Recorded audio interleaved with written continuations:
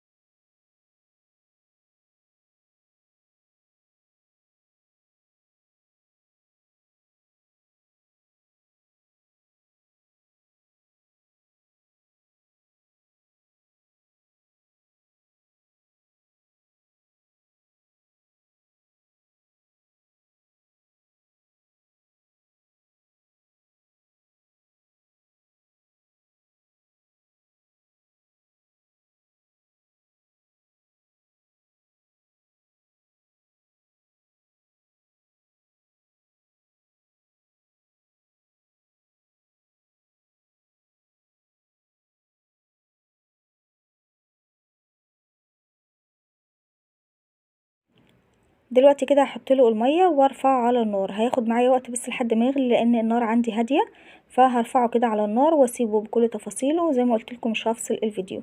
هقول لكم عملت ايه هنا تاني. حطيت بصل كده مفروم وجزر مفروم طماطم مفرومه مع العدس والميه، رفعتهم كده على النار. وزي ما قلت لكم انا مش هفصل الفيديو خالص، وهشوف اخليكم تشوفوا معايا كل الخطوات كامله. هسيب السلق بتاعه يشتغل زي ما انتم شايفين كده قدامكم، مش هفصل خالص. كمان نخلي بالنا اول ما بيغلي بيفور، عشان كده انا حاطاه في حله كبيره شويه. اول ما يفور بتوطوا عليه النار كده عشان ما يتكبش على البوتاجاز.